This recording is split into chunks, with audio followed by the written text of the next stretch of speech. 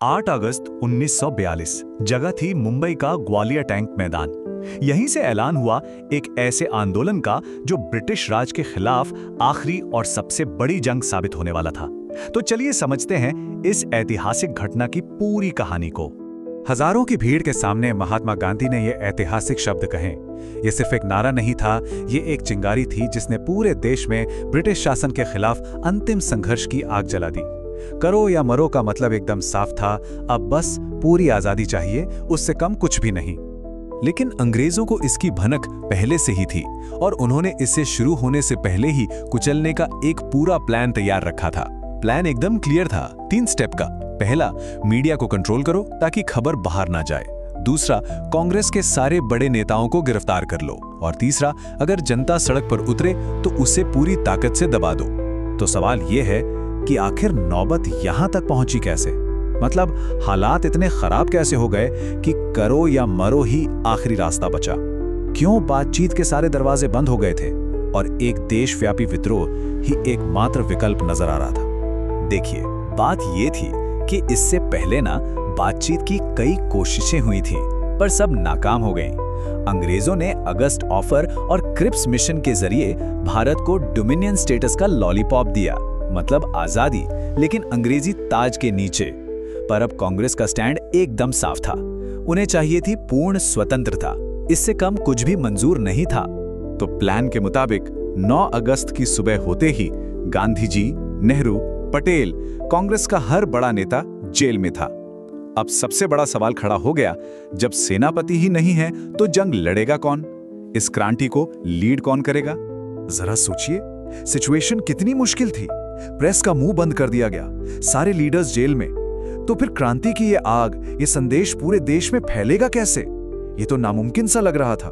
और यही कहानी में एंट्री होती है उन गुमनाम हीरो की।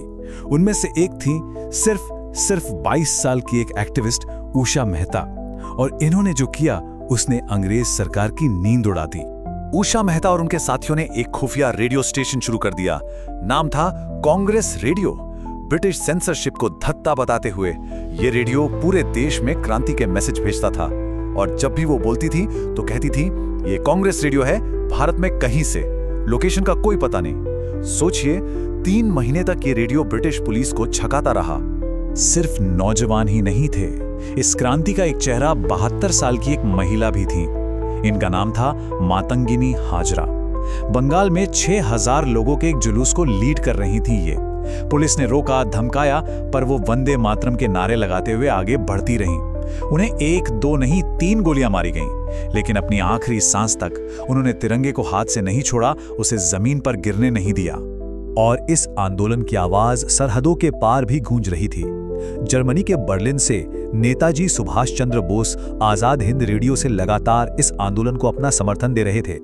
उन्होंने इसे एक नाम दिया, भारत का अहिंसक गुरिल्ला युद्ध, और इस बात ने यहां लड़ रहे लोगों का हौसला और भी बढ़ा दिया। तो ये आंदोलन असल में जमीन पर कैसा दिख रहा था? इसे लीड कर रही थी आम जनता। कॉलेजों में स्टूडेंट्स ने हड़ताल कर दी। बॉम्बे, जमशेदपुर, अहमदाबाद में फैक्ट्री मजदूरों ने काम रोक दिया। गांव में लोगों ने रेलवे की पटरियां उखाड़ दी, टेलीग्राफ के तार काट दिए। पुलिस स्टेशन, पोस्ट ऑफिस, जो भी सरकार का सिंबल था, उस पर हमला किया गया।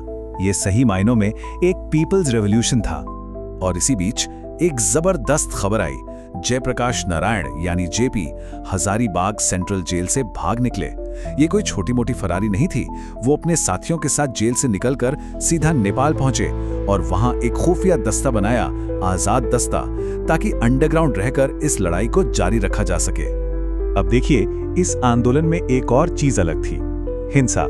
पिछले आंदोलनों के मुकाबले इस बार हिंसा हो रही थी। और हैरान करने वाली बात यह थी कि इस पर गांधी जी का नजरिया भी बदला हुआ था। उन्होंने साफ साफ कहा, बहुत इंतजार कर लिया, अब अगर हिंसा होती भी है तो इसे रोका नहीं जा सकता। अहिंसा के पुजारी का यह कहना अपने आप में एक बहुत बहुत बड़ा बदलाव था। लेकिन कहानी का एक और पहलू भी है जिसे समझना बहुत जरूरी है।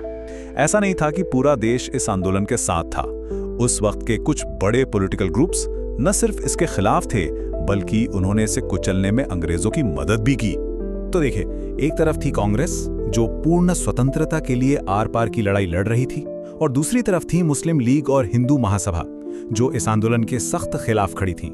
ये श्यामा प्रसाद मुखर्जी का ब्रिटिश सरकार को लिखा एक खत है। उस वक्त वो बंगाल में मुस्लिम लीग और हिंदू महासभा की मिलीजुली सरकार में फाइनेंस मिनिस्टर थे। इस खत में उन्होंने अंग्रेजों को बाकायदा सलाह दी कि बंगाल में इस आंदोलन को कैसे कुचला जाए कि ये शुरू होने से पहले ही फेल हो जाए। इसी तरह हिंदू महासभा के एक और बड़े नेता थे वीडी सावरकर। उनकी एक पॉलिसी थी रिस्पॉन्सिव कोऑपरेशन। इसके तहत उन्होंने अपने फॉलोअर्स को निर्देश दिए कि वो आंदोलन से दूर रहें और ब्रिटिश सरकार को बिना शर्त सहयोग दें। यहाँ तक कि उन्होंने ब्रिटिश आर्मी में भारतीयों की भर्ती में भी मदद की, और ये वही सेना थी जो दूसरी तरफ नेताजी बोस की आज़ाद हिंद फौज से लड़ रही थी। तो अंदरूनी तौर पर चाहे जो भी चल रहा हो, सड़क पर उतरी जनता की ताकत इतनी जबरदस्त थी कि उसने ब्रिटिश साम्राज्य की चूलें हिला दी। इस आंदोलन ने एक बात शीशे की तरह साफ कर दी, अब अंग्रेजों का भारत पर राज करना नामुमकिन था। और ये बात मैं नहीं कह रहा, ये बात खुद उस वक्त के वायसराय लिन लिथगो ने मानी थी। उन्होंने British prime minister Winston Churchill को खत में क्या लिखा कि मैं यहाँ 1857 के बाद के सबसे बड़े विद्रोह का सामना कर रहा हूँ। सोचिए, जब आपका दुश्मन खुद आपकी ताकत मान ले तो मतलब साफ है कि खेल बदल चुका है। इस आंदोलन का प्रेशर सीधे लंदन तक महसूस किया गया। नतीजा, 1945 में ब्रिटेन में लेबर पार्टी ने अपने इलेक्शन मैनिफेस्टो में भारत की आजादी का वादा कर दिया। और हुआ क्या? वो चुनाव जीत गए और इसके बाद भारत की आजादी का रास्ता खुल गया। ठीक 2 साल बाद 1947 में भारत आजाद हुआ। तो इस पूरी कहानी का सबसे बड़ा टेकअवे क्या है? यही कि जब सारे बड़े नेता जेल में डाल दिए गए तो आंदोलन रुका नहीं, बल्कि और भड़क गया। इसे आम लोगों ने चलाया। स्टूडेंट्स ने, मजदूरों ने, उषा मेहता और मातंगिनी हाजरा जैसे अनगिनत हीरो ने इसे जिंदा रखा। तो आखिर में सवाल यही बचता है कि किसी भी आंदोलन की असली ताकत किस में होती है? चंद बड़े नेताओं में या फिर एकजुट हुई जनता में?